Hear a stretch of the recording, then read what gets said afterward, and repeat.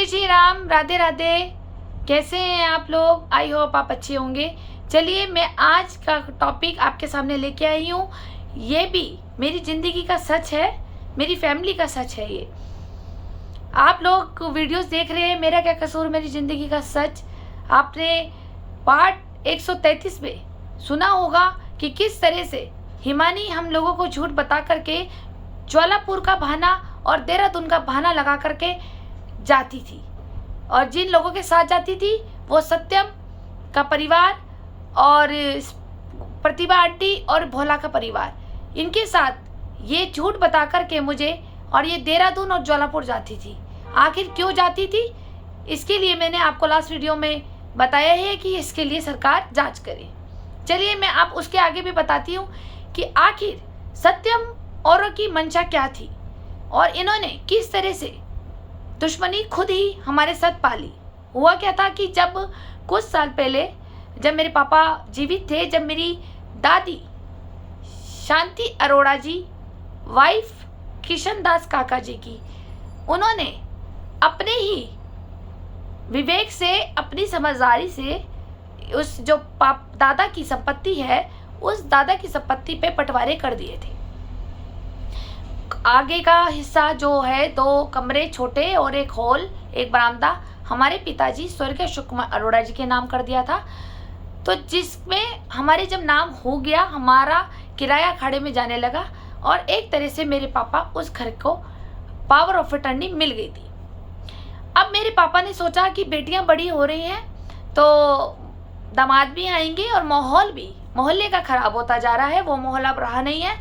बच्चियां बढ़िया हो रही हैं और यहाँ पे लोग इतने खराब हो गए कि एक दूसरे के ऊपर झूठी अफवाह और आरोप लगा करके बदनाम करते हैं और बेटियों को ब्लैकमेल करके अपने वश में करके उनके साथ आपसी संबंध बनाने की कोशिश करते हैं। ये हमारे पापा को इंडिकेटर मिल गए थे मोहल्ले से, तो उन्होंने सोचा क्यों ना मैं अपने घर बेच दूँ। तब उन्होंने ये प्लान बनाया, तो उस पर बेचने के लिए सत्यम के पापा स्वर्गीय किशन शर्मा जी हमारे घर आए और उसके पीछे जो थे वो प्रीतम बजाज भैया, किशन बजाज भैया के भाई हैं, वो जो कुशाघाट में खाने का होटल है बजाज फैमिलीज का, ठीक है। प्रीतम बजाज भैया भी प्रॉपर्टी डीलर है और सत्यम के पापा भी प्रॉपर्टी डीलर थे।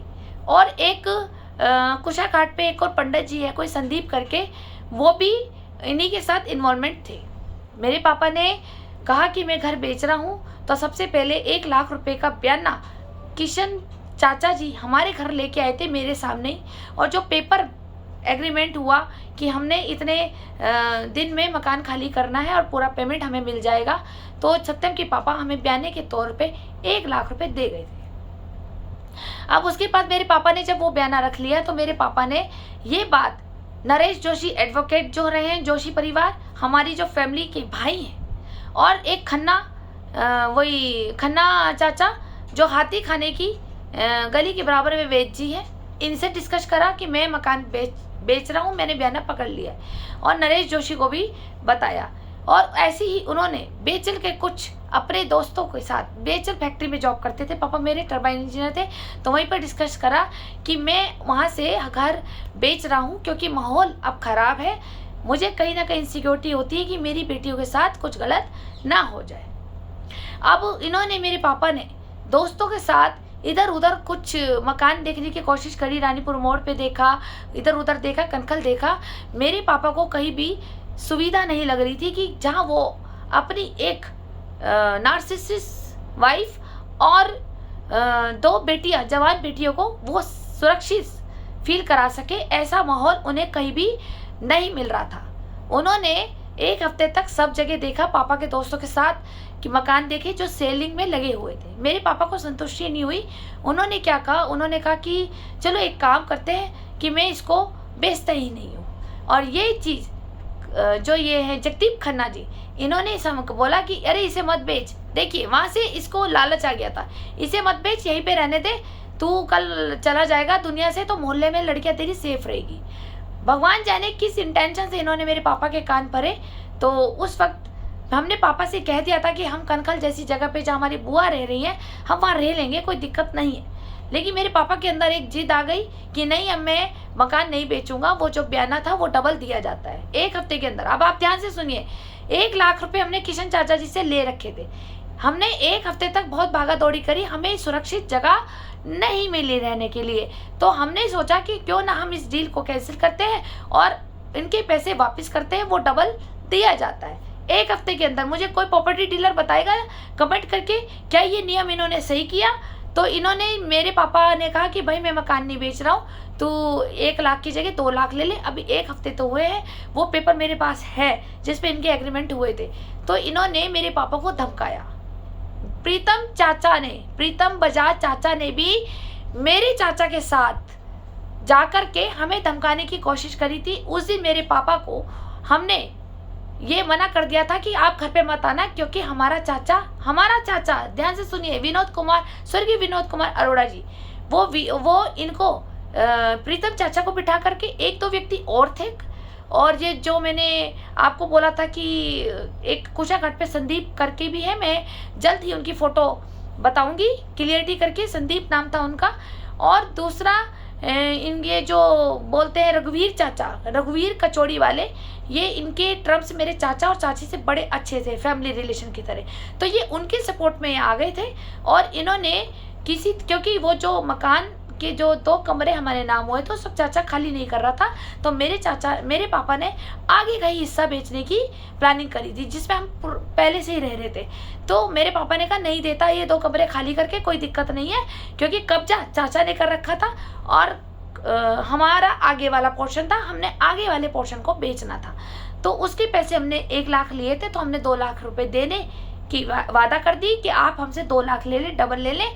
तो ये लोग हमें धमकाने आ गए थे, प्रीतम बजाज चाचा और इनका ग्रुप था, मैंने आपको नाम बता दिया ना अभी, है ये थे। और किशन चाचा को हमने जब 2 लाख में नहीं माने, 1 लाख उनका हो गया, 1 लाख हमारा हो गया, 1 हफ्ते के अंदर वो नहीं माने, तो इन्होंने 1 लाख रुपए और डिमांड करी, 1 लाख रुपए और डिमांड करी। कुल मिला के 3 लाख रुपया इनके पास गया। जो ये 3 लोग थे, प्रीतम बजाज भैया, प्रीतम बजाज चाचा और ये किशन शर्मा चाचा, सत्यम के पापा, और जो कुशाघाट के एक संदीप जी हैं, मैं जल्द ही क्लियरिटी नाम करूंगी, उनकी शॉप वहीं पर ही है, कुशाघाट की लाइन में ही 2 दुकान छोड़ करके, चूड़ी माला प्रसाद की। इन लोगों ने मेरे पापा को धमकाया। मेरे पापा सीधे थे और मेरे पापा ने उस वक्त मेरी एफडी तोड़ करके, जो मेरी जमा पूंजी थी, जो मेरी विवाह के लिए पापा ने रखी थी, वो मेरे साइन करवा के मेरे पापा ने तोड़ करके दी। उस वक्त मेरी आंख में वो आंसू था। मैं आप लोगों से पूछना चाहती हूँ, आप एक लड़कियों का, एक कन्या का, कहते हैं कि कन्या को तो दहेज देना चाहिए, और आपने 1 हफ्ते के अंदर ही जो आपका 1 लाख रुपए हमें वापस करना था, उसके लिए भी आपने 2 लाख तो छोड़ो, आपने 3 लाख लिए हमसे, 2 लाख रुपए आपने हमसे फालतू लिए। क्या आप खुश हो? अगर आप खुश हो तो आप मुझसे और ले जाइएगा, मैं आपको और दूंगी। मुझे तो भगवान ने देने के लिए बनाया है। आपने हमसे धमका के वो एग्रीमेंट्स कैंसिल करने का जो हमसे मुआवजा लिया है 3 लाख रुपए टोटल, तो ठीक है, वो ईश्वर सबको देखता है, हमने दे दिया, शायद ये सोच करके कि हमारा पिछले जन्म का कोई कर्जा होगा, इसलिए मैंने आपको दे दिया। लेकिन जो ये आहा होती है ना, वो अच्छे को बर्बाद कर देती है। क्या आप लोग लेकर के खुश हैं? बस यही मेरा सवाल था। और मैं आपका सच इसलिए डाल रही हूँ कि किशन चाचा ने भी देखो हमारी फैमिली की तरह थे, कैसे गद्दारी करी।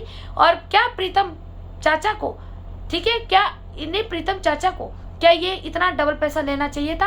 अब मैं इनके बाद, जब मैंने इनसे बाद में बात करी, जब मैं थोड़ी और बड़ी हो गई थी 2-3 साल बाद, तो मैंने प्रीतम चाचा एक बार मिल गए थे, तो मैंने बोला आपने ठीक नहीं किया। तो इन्होंने बोला वो सारे पैसे किशन चाचा खा गए, सत्यम के पापा। और किशन चाचा से मिली तो किशन चाचा ने बोला कि वो सारे पैसे प्रीतम बजाज चाचा खा गए, मैंने तो खाली अपने 10,000 रुपये निकाले थे जो तुम्हारा मैंने एग्रीमेंट करा था।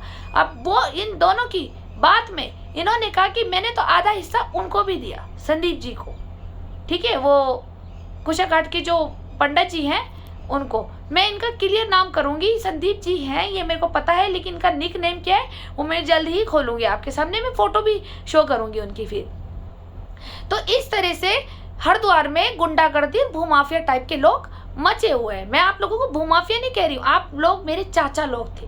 क्या आपकी एक जिम्मेदारी नहीं बनती कि चलो भाई अशोक जो मेरे पापा थे स्वर्गीय अशोक कुमार अरोड़ा जी, ये भी आपकी उम्र के आपके भाई थे, आप इनके साथ एक साथ बड़े हुए हैं। और किशन चाचा और प्रीतम चाचा, हम लोग तो सब पंजाबी हैं। हाँ, वैसे तो किशन चाचा तो जाकर के किशन बजाज चाचा तो बोलते हैं हम पंजाबियों के लिए ऐसा बोल रहे, आप खुद पंजाबी को बर्बाद करने में लगे हुए थे उस वक्त। सोचिए ना, आपको एक हफ्ते के अंदर हम लोगों ने ये कैसे पेमेंट करके दिया, ये हम जानते हैं, क्योंकि ये इतना बड़ा दर्द था मेरे लिए तो था, पापा के लिए इसलिए नहीं था, क्योंकि पापा मेरे उस वक्त जॉब पे थे। उन्होंने सोचा कोई बात नहीं, मैं ओवर टाइम करके उतना पैसे को मैनेज और कवर कर लूँगा अपने बच्चों के लिए।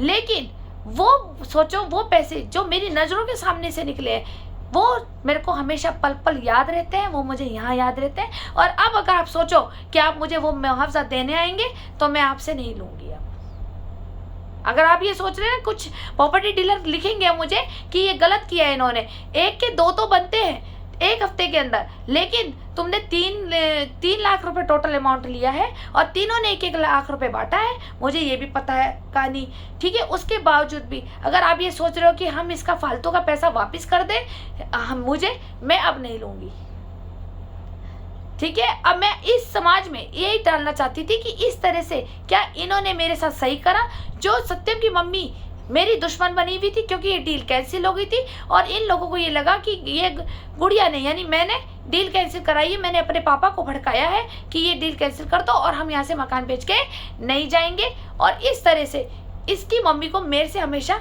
चिड़न ही रहती थी, चुल ही रहती थी। सबसे ज़्यादा तो बुराई मेरी यही करती थी, अरे इसकी जैसी हराम लड़की तो मरी जाए, इसकी जैसी हराम लड़की तो यहाँ से चली जाए, इसकी जैसी तो हराम औलाद तो कभी पैदा ही नहीं होनी चाहिए, इसकी जैसी मेरी जैसी सबसे गंदी औलाद हूँ मैं वेश्या भी हूँ, मैं देह व्यापारी भी हूँ, मैं अपनी माँ को भी मारती हूँ, मैं चोरी भी करती हूँ, मैं गलत भी हूँ, मैं लड़ती भी हूँ, मैं सब कुछ मैं ही करती थी। लेकिन आज तुम ये देखो, जब तुम मेरे ऊपर चरित्र पे उंगली उठाती थी, आज तुम्हारी लड़की ने क्या काम करा वो तुम्हें खुद को पता है। वो उसी के तुम्हारी लड़की ने जो किया उसी को ढकने के लिए तुमने हिमानी को भी उसी काम में डाल दिया है, वो भी बर्बाद कर दी। दोनों कहते हैं ना, जिसका जैसी मंशा वैसी बच्चे निकलते हैं। तुमने एक दूसरे की बच्ची की बराबर हाथ करने के लिए पहले तुमने मेरे ऊपर उंगलियां उठाई, फिर हिमानी को बर्बाद करने के लिए उसको यहाँ बिठाया। जब तुम्हें मेरे पापा से चिड़न थी, मुझसे चिड़न थी, हम तुमसे कोई मतलब रखते नहीं थे, तो आप हमारी हिमानी को अपने घर बिठा करके क्यों चाय नाश्ते पकोड़े खिलाती थी,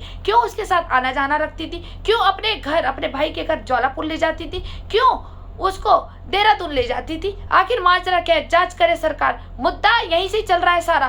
क्या एक लड़की को बर्बाद करने में क्या ये इन सब का परिवार है या नहीं, ये आपको आने वाले समय पे मैं साबित करके दिखाऊंगी, ठीक है। चलिए, मेरे को ये बात डालनी थी कि किस तरह से जब प्रॉपर्टी की डीलिंग होती है तो आप ध्यान से कीजिएगा, और किस तरह से धमका करके पैसा लिया जाता है आप सावधान होइएगा। हम तो दब गए थे क्योंकि मेरे पापा इतने वो खतरनाक तो थे नहीं, ठीक है, लेकिन मेरे पापा के अंदर कोई ऐसी गुंडागर्दी और बदमाशगिरी तो थी नहीं कि वो इनका भी गिरेबान पकड़ के कह देते कि जा बे, मैं नहीं दे रहा, तेरे से जो होता है वो कर ले। नहीं, उन्होंने इज्जत से कहा कि भाई मैं अपने मकान की डीलिंग कैंसिल कर रहा हूँ, मुझे कहीं और नहीं जाना है, 1 लाख की जगह मैं 2 लाख दे रहा हूँ, मैंने डील कैंसिल करनी है। लेकिन तुमने 2 लाख की जगह 3 लाख मांगे मेरे पापा से, जो मेरे पापा ने तुम्हारे डर से और तुम्हारे खौफ से, तुम्हारे दबाव में आकर के मेरी एफडी तोड़कर आप लोगों के हाथ में रखी है, ठीक है। ये सब ईश्वर देखता है। मैंने तो सुकून कर लिया कि शायद ये आप मेरे पुराने पिछले जन्म के कर्जदार थे। अभी ईश्वर जाएगा, ईश्वर के खाते में जाएगा सारा किया आपका कर्मा कि आप मेरे पिछले जन्म के कर्जदार थे या फिर आप मेरे कर्जदार बन रहे हैं भविष्य के लिए। आपको कुछ बात बुरी लगी हो मेरे चाचा लोगों को तो मैं माफ़ी चाहती हूँ। मेरे दिल की बात थी, मुझे बतानी ज़रूरी थी कि आप लोगों ने इस तरह से मेरे साथ किया है, क्योंकि आपसी जब बात नहीं हुई है, जब एक बार हुई थी तो प्रीतम चाचा ने बोला था कि सारे पैसे किशन चाचा खा गए, किशन चाचा ने कहा प्रीतम चाचा खा गए। जब दोनों से फिर एक साथ मैंने पूछा तो इन लोगों ने वो जो कुशाघाट वाले बई वाले पंडित जी है कोई, तो उनका नाम ले दिया और खाया तीनों ने 1-1 लाख मिलके, ये भी मुझे पता है। चलो 1 लाख खा के अगर आपको लगता है कि आपको संतुष्टि मिली है तो भगवान आपको संतुष्टि प्रदान करे, मैं यही कहना चाहूँगी, और कुछ नहीं, मैं नहीं कह सकती। चलिए, अपनी छोटी भतीजी समझ के, बच्ची समझ के माफ़ कर देना अगर आपको कुछ बुरा लगा। मेरे को ये बात रखनी थी, ये सब चीज़ें, क्योंकि इस बात के लिए मार्केट में भी बात उठती थी कि इसके बाप ने डीलिंग कैंसिल कर दी थी कोई फ्रॉडगिरी से। मैं अपने पापा के ऊपर लगे दाग और मान प्रतिष्ठा पे कभी मेरे पापा के ऊपर आ जा रही हो तो मैं चुप नहीं बैठूंगी।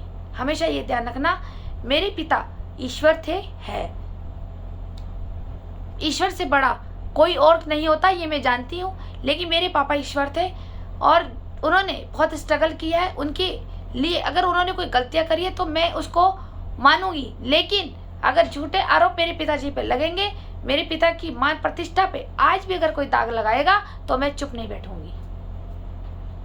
चलिए फिर मिलते हैं आपको नेक्स्ट वीडियो में। अब आपको ये रीजन बता दिया कि सत्यम की मम्मी और सत्यम का परिवार हिमानी को बर्बाद करने की मंशा क्या थी, आपके सामने आज मैंने बता दिया। क्योंकि वो पैसा और वो डीलिंग कैंसिल हो गई थी, क्योंकि जो हमारा मकान था हो इन्होंने सोचा था कि 1 रुपये में खरीद के हम 10 रुपये कमाएंगे मुनाफा। तो जब हमने डील कैंसिल कर दी तो इन्हें फील हुआ कि भारी नुकसान हमें हो गया।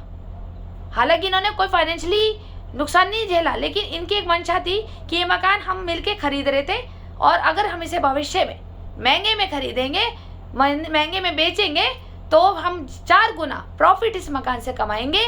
इस मंशा से ये इन्होंने हमारी प्रॉपर्टी को खरीदने के लिए एकदम हाँ कर दी थी। और जब हमने डीलिंग कैंसिल करी तो इन लोगों को मच गई चुल और इन्होंने 1 की जगह 2 की जगह 3 लाख रुपए हमसे लिए। चलिए, जो भी मेरे हरिद्वार के प्रॉपर्टी डीलर है वो मुझे कमेंट करे क्या इन लोगों ने सही किया या गलत किया, आप मुझे बता सकते हैं। क्योंकि प्रॉपर्टी के लेन देन के बारे में मुझे ज़्यादा जानकारी नहीं होती है, ना ही मुझे इंटरेस्टेड है, क्योंकि मैं प्रॉपर्टी डीलर तो हूँ नहीं। जितनी मेरी नॉलेज में था मैंने आप लोगों के सामने रख दिया। आप लोगों को कुछ बुरा लगा तो मैं अपने चाचा लोगों से, भाई लोगों से माफ़ी मांगती हूँ और मुझे प्लीज़ ये रिक्वेस्ट करती हूँ कि मुझे हरिद्वार के प्रॉपर्टी डीलर कमेंट करे क्या इन्होंने मेरे साथ सही करा था, क्या इनको 1 की जगह 2 लेने चाहिए थे या 3 लेने चाहिए थे, कितनी मूल्य हमसे लेनी चाहिए थी, आप मुझे कमेंट में बताएं ताकि मैं और लोगों को भी बता सकूं कि जब रिटर्न होता है बयाना तो कितना दिया जाता है। धन्यवाद।